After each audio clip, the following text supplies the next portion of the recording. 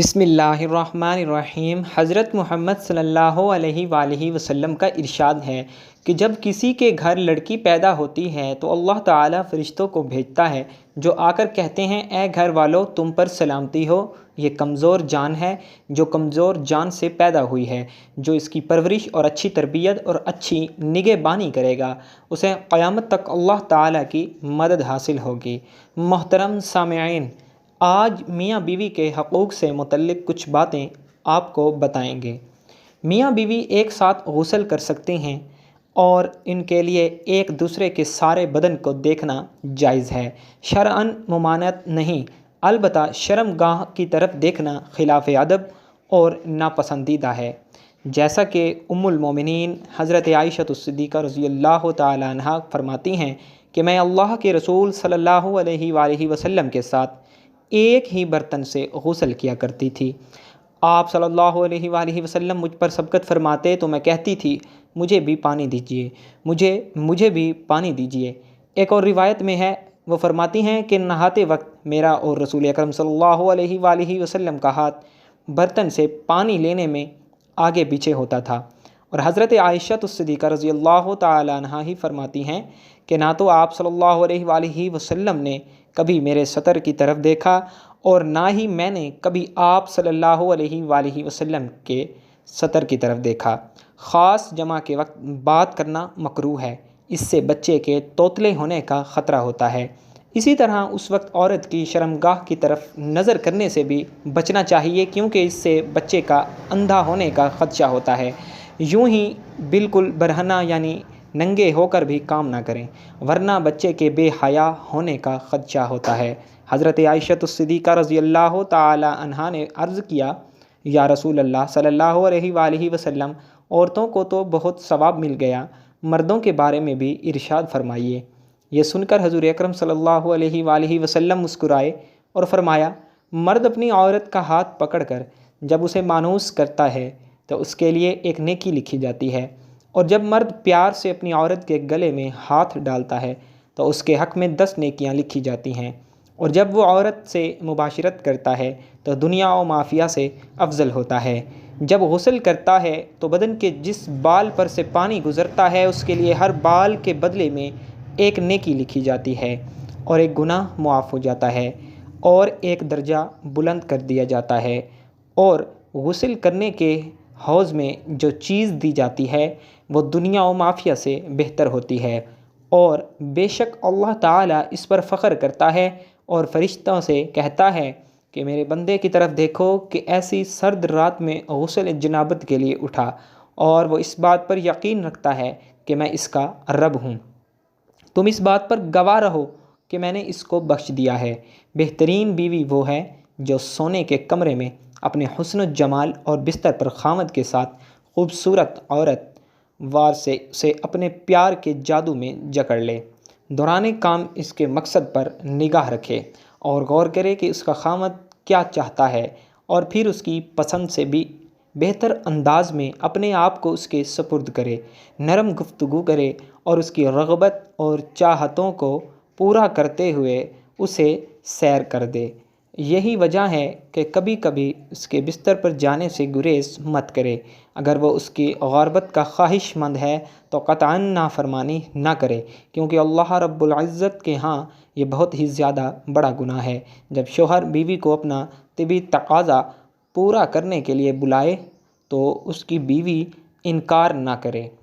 اس سلسلے میں حدیث مبارکہ میں واضح تعلیمات موجود ہیں، چنانچہ ارشاد نبوی صلی اللہ علیہ وآلہ وسلم ہے، جب آدمی اپنی بیوی کو اپنی حاجت پوری کرنے کے لیے بلائے اور بیوی انکار کرے، جس پر شوہر غصہ کی حالت میں رات گزارے، تو صبح تک فرشتے اس عورت پر لعنت بھیجتے رہتے ہیں۔ دوسری روایت میں ہے کہ حضرت طلق بن علی فرماتے ہیں کہ رسول اکرم صلی اللہ علیہ وآلہ وسلم نے ارشاد فرمایا، جب شوہر اپنی بیوی کو اپنی حاجت پوری کرنے کے لیے بلائے تو وہ اس کے پاس چلی جائے، اگرچہ روٹی پکانے کے لیے تندور پر ہی کیوں نہ کھڑی ہو۔ حضرت سیدنا عبداللہ ابن مسعود رضی اللہ تعالی عنہ سے ایک شخص نے عرض کیا، میرا جس لڑکی سے نکاح ہوا ہے میرا گمان ہے کہ کہیں وہ مجھے پسند نہ کرے۔ آپ رضی اللہ تعالی عنہ نے فرمایا محبت اللہ کی طرف سے پیدا کی گئی ہوتی ہے اور نفرت شیطان کی طرف سے۔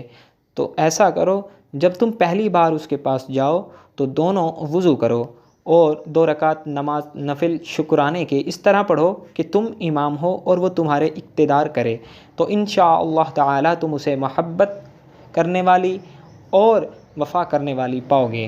حضرت عمر رضی اللہ تعالی عنہ کے پاس ایک شخص آیا، گرد و غبار سے اٹا ہوا، بال بکھرے ہوئے، اور اس کے ساتھ اس کی بیوی بھی تھی، جو کہ کہہ رہی تھی کہ اے امیر المومنین رضی اللہ تعالی عنہ، نہ میں اس کے لیے ہوں اور نہ ہی یہ میرے لیے ہے۔ آپ نے جان لیا کہ عورت اپنے شوہر سے نفرت کرتی ہے، اس لیے آپ نے شوہر کو حکم دیا کہ وہ غسل کرے اور اپنے سر کے بالوں کو ترشوا لے اور ناخن کتر لے۔ جب شوہر یہ سب کر کے فارغ ہو کر آیا تو آپ نے کہا کہ اب بیوی کے سامنے آؤ۔ بیوی نے دیکھا تو دم بخود ڈر گئی اور نہ پہچاننے کی وجہ سے پیچھے ہٹنے لگی۔ پھر جب پہچان لیا تو اس کا بوسہ لیا اور اپنے دعوے سے دستبردار ہو گئی۔ حضرت عمر رضی اللہ تعالی عنہ نے فرمایا کہ تمہیں اس کے ساتھ اسی طرح کا برتاؤ کرنا چاہیے۔ اللہ کی قسم انہیں یہ بہت پسند ہے کہ تم ان کے لیے آراستہ پہ راستہ رہو، جیسے تم چاہتے ہو وہ تمہارے لیے ویسی ہی بنی سنوری رہے۔ اس لیے کہ مقصد کام کرنا نہیں بلکہ مقصد بیوی کے دل کو خوش کرنا ہے۔ بیوی کے دل کو خوش کرنے کے لیے ایام کے دنوں میں بھی اس کے قریب ہو جانا گویا انبیاء علیہ السلام کی سنت مبارکہ ہے۔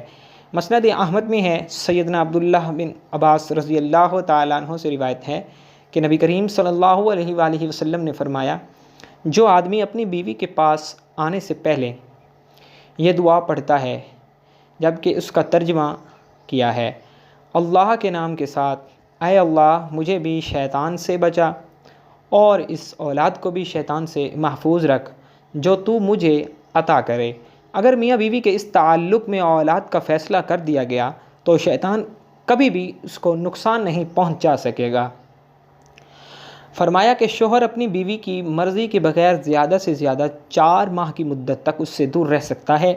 امام جلال الدین سیوطی رحمہ اللہ علیہ نے حضرت عمر رضی اللہ تعالی عنہ کے حوالے سے یہ بیان کیا ہے کہ آپ رضی اللہ تعالیٰ عنہ رات کے وقت گشت کر رہے تھے تو ایک گھر سے ایک عورت کی آواز آ رہی تھی اور وہ کچھ اشعار پڑھ رہی تھی، جس کا مفہوم یہ تھا کہ اس کا شوہر گھر سے کہیں دور چلا گیا تھا اور وہ اس کے فراق میں غم زدہ تھی۔ سیدنا عمر فاروق رضی اللہ تعالیٰ عنہ گھر آئے اور اپنی زوجہ سے پوچھا، شادی شدہ عورت شوہر کے بغیر کتنی مدت صبر کر سکتی ہے؟ تو زوجہ نے جواب دیا کہ 3 سے 4 ماہ۔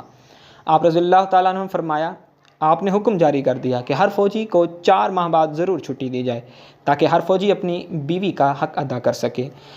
حضرت امام غزالی رحمۃ اللہ علیہ فرماتے ہیں، کام یعنی صحبت کرنا جنت کی لذتوں میں سے ایک لذت ہے۔